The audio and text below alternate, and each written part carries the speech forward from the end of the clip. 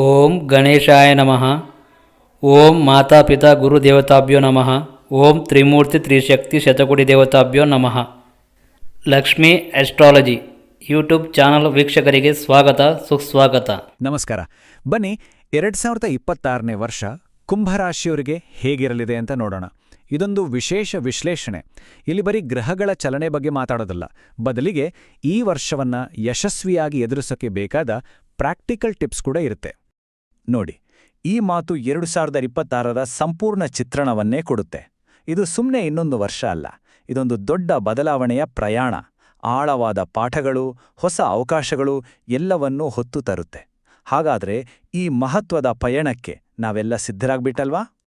ಹಾಗಿದ್ರೆ ಈ ವರ್ಷ ನಮ್ಮ ಪಯಣ ಹೇಗಿರುತ್ತೆ ಬನ್ನಿ ನೋಡೋಣ. ಮೊದಲು ಪ್ರಮುಖ ಗ್ರಹಗಳ ಬಗ್ಗೆ ಮಾತಾಡೋಣ. ಆಮೇಲೆ ವೃತ್ತಿ, ಹಣಕಾಸು, ವರ್ಷದ ಬೇರೆ ಬೇರೆ ಹಂತಗಳು, ಸಂಬಂಧ, ಆರೋಗ್ಯ, ಯಶಸ್ಸಿಗೆ ಏನ್ ಮಾಡಬೇಕು ಮತ್ತೆ ಕಲಿಬೇಕಾದ ಪಾಠಗಳು, ಹೀಗೆ ಎಲ್ಲವನ್ನೂ ಒಂದೊಂದಾಗಿ ನೋಡೋಣ. ಸರಿ, ಹಾಗಾದ್ರೆ ಶುರು ಮಾಡೋಣ ಅಲ್ವಾ?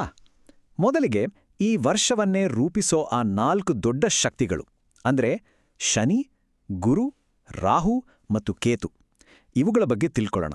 ಯಾಕಂದ್ರೆ ನಮ್ಮ ದಿನನಿತ್ಯದ ಜೀವನದ ಮೇಲೆ ಇವುಗಳ ಪ್ರಭಾವ ತುಂಬಾನೇ ಇರುತ್ತೆ.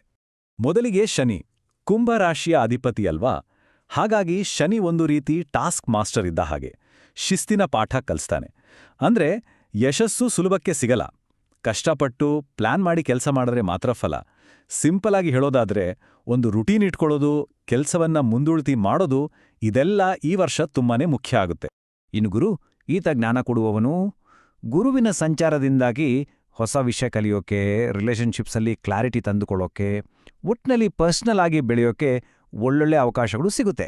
ಆದರೆ ಒಂದು ಸಣ್ಣ ಎಚ್ಚರಿಕೆ, ವರ್ಷದ ಮಧ್ಯದಲ್ಲಿ ಆರೋಗ್ಯದ ಕಡೆ ಸ್ವಲ್ಪ ಜಾಸ್ತಿ ಗಮನ ಕೊಡಬೇಕಾಗ್ಬೋದು. ಈಗ ರಾಹು ಕಡೆ ಬರೋಣ. ಡಿಸೆಂಬರ್ 5ರವರೆಗೂ ರಾಹು ಕುಂಭರಾಶಿಯಲ್ಲೇ ಇರ್ತಾನೆ. ಇದು ಒಂದು ರೀತಿ ಡಬಲ್ ಎಡ್ಜ್ ಸ್ವಾರ್ಡ್ ಇದ್ದ ಹಾಗೆ. ಒಂದು ಕಡೆ ತಲೆಯಲ್ಲಿ ಬ್ರಿಲಿಯಂಟ್ ಐಡಿಯಾಗಳು, ಹೊಸ ಹೊಸ ಯೋಚನೆಗಳು ಬರುತ್ತೆ. ಇನ್ನೊಂದು ಕಡೆ ಅವಸರ ಮಾಡಿ ತಪ್ಪು ನಿರ್ಧಾರ ತಗೊಳ್ಳೋ ಚಾನ್ಸ್ ಕೂಡ ಇರುತ್ತೆ. ಉದಾಹರಣೆಗೆ, ಯೋಚನೆ ಮಾಡದೆ ಎಲ್ಲೋ ದುಡ್ಡು ಹಾಕ್ಬಿಡೋದು, ಇಂಥದ್ದಕ್ಕೆಲ್ಲ ಅವಕಾಶ ಕೊಡಬಾರ್ದು. ಕೊನೆಯದಾಗಿ ಕೇತು. ಕೇತುವಿನ ಪ್ರಭಾವದಿಂದ ನಾವು ನಮ್ಮೊಳಗೆ ನೋಡ್ಕೊಳ್ಳುವಂತೆ ಆಗುತ್ತೆ. ಹೊರಗಿನ ಆಕರ್ಷಣೆಗಳಿಗಿಂತ ಸಂಬಂಧಗಳಲ್ಲಿ ಪ್ರಾಮಾಣಿಕತೆ ಇದೆಯಾ, ಆಳವಾದ ನಂಟಿದೆಯಾ ಅನ್ನೋದಕ್ಕೆ ಹೆಚ್ಚು ಬೆಲೆ ಕೊಡೋಕೆ ಶುರು ಮಾಡ್ತೀವಿ. ಈ ಟೈಮ್ನಲ್ಲಿ ಹಳೆಯ ಸಂಬಂಧಗಳನ್ನ ಒಮ್ಮೆ ಹಿಂತಿರುಗಿ ನೋಡೋ ಯೋಚನೆ ಬರಬಹುದು. ಓಕೆ, ಈ ಗ್ರಹಗಳ ಪ್ರಭಾವ ನಮ್ಮ ಕೆರಿಯರ್ ಮತ್ತೆ ಫಿನಾನ್ಸ್ ಮೇಲೆ ಹೇಗಿರುತ್ತೆ? ಬನ್ನಿ ಆ ಬಗ್ಗೆ ಈಗ ಡೀಟೇಲ್ ಆಗಿ ನೋಡೋಣ. ಎಲ್ಲರ ಮನಸ್ಸಲ್ಲೂ ಸಾಮಾನ್ಯವಾಗಿ ಬರುವ ಪ್ರಶ್ನೆ ಅಂದ್ರೆ, 2026ರಲ್ಲಿ ಕೆರಿಯರ್ನಲ್ಲಿ ಸಕ್ಸಸ್ ಆಗೋದು ಹೇಗೆ? ಸಕ್ಸಸ್ಗೆ ಒಂದು ಫಾರ್ಮ್ಯುಲಾ ಇದೆ ನೋಡಿ.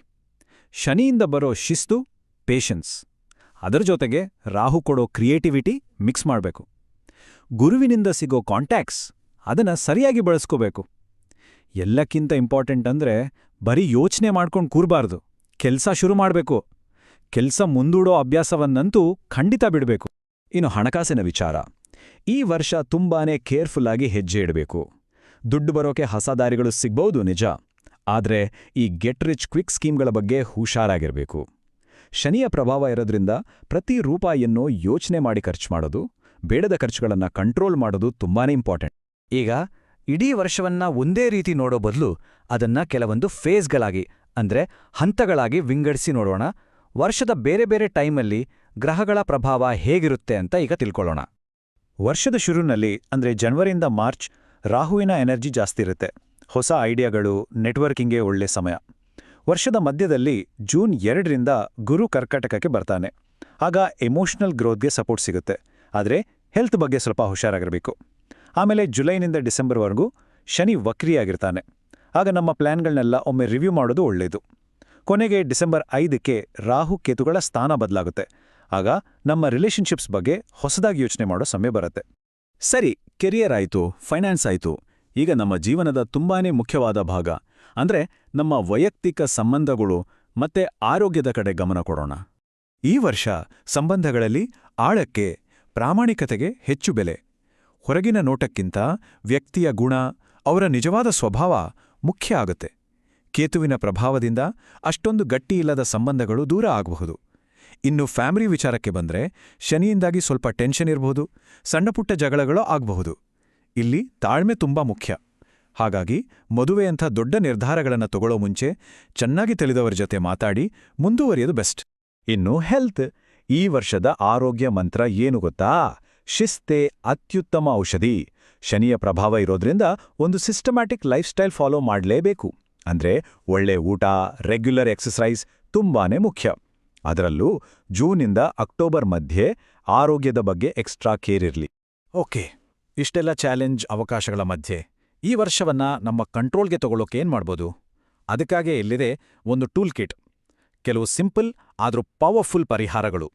ಗ್ರಹಗಳಿಂದ ಪಾಸಿಟಿವ್ ಎನರ್ಜಿ ಪಡ್ಕೊಳ್ಳೋಕೆ ಪ್ರತಿದಿನ ಈ 4 ಮಂತ್ರಗಳನ್ನು ಹೇಳ್ಕೊಳ್ಬೋದು. ಶನಿಗೆ, ಗುರುಗೆ, ರಾಹುಗೆ ಮತ್ತೆ ಕೇತುಗೆ. ಇವು ಮನಸ್ಸಿಗೆ ಒಂದು ಕ್ಲಾರಿಟಿ, ಒಂದು ಶಕ್ತಿ ಕೊಡುತ್ತೆ. ಮಂತ್ರಗಳ ಜೊತೆಗೆ ಇನ್ನು ಕೆಲವು ಒಳ್ಳೆ ಕೆಲಸಗಳನ್ನು ಮಾಡಬಹುದು. ಇದರಿಂದ ಪಾಸಿಟಿವ್ ಎನರ್ಜಿ ಇನ್ನೂ ಜಾಸ್ತಿ ಆಗುತ್ತೆ. ಗುರುವಾರದ ದಿನ ಸ್ಟೂಡೆಂಟ್ಸ್ಗೆ ಬುಕ್ಸ್, ಪೆನ್ ದಾನ ಮಾಡೋದು. ಪ್ರತಿದಿನ ಒಂದು 20 ನಿಮಿಷವಾದರೂ ಮೆಡಿಟೇಷನ್ ಅಥವಾ ಯೋಗ ಮಾಡೋದು. ಹಾಗೆ ಹಿರಿಯರಿಗೆ ಗೌರವ ಕೊಡೋದು, ಅವರಿಗೆ ಸೇವೆ ಮಾಡೋದು, ಇವೆಲ್ಲ ಒಳ್ಳೆ ರಿಸಲ್ಟ್ಸ್ ಕೊಡುತ್ತೆ. ಹಾಗಿದ್ರೆ ಫೈನಲ್ ಆಗಿ ಈ ಇಡೀ ವರ್ಷದ ವಿಶ್ಲೇಷಣೆಯಿಂದ ನಾವು ಕಲಿಬೇಕಾದ ಪಾಠವಾದ್ರೂ ಏನು? 2026ರ ಸಾರಾಂಶವನ್ನ ನೋಡಿಬಿಡೋಣ ಬನ್ನಿ. 2026ರಲ್ಲಿ ಯಶಸ್ವಿಯಾಗೋಕೆ 4 ಪಿಲ್ಲರ್ಸ್ ಇದೆ ಅಂತ ಅನ್ಕೋಬಹುದು. 1. ನಿಧಾನವಾದರೂ ಸ್ಥಿರವಾದ ಬೆಳವಣಿಗೆ. 2ನೇದು ಹೊಸ ಐಡಿಯಾಗಳನ್ನ ಶಿಸ್ತಿನ ಪ್ಲಾನ್ ಜೊತೆ ಸೇರಿಸೋದು. 3ನೇದು ಎಮೋಷನಲ್ ಮೆಚುರಿಟಿ ಮತ್ತೆ ನಮ್ಮ ಬಗ್ಗೆ ನಾವೇ ತಿಳ್ಕೊಳ್ಳೋದು.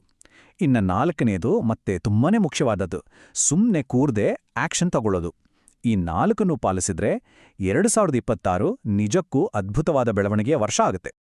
ಹಾಗಾದ್ರೆ ಈ ಪರಿವರ್ತನೆಯ ವರ್ಷವನ್ನು ತಮ್ಮದಾಗಿಸಿಕೊಳ್ಳಲು ಸಿದ್ಧತೆ ಇದೆಯಾ?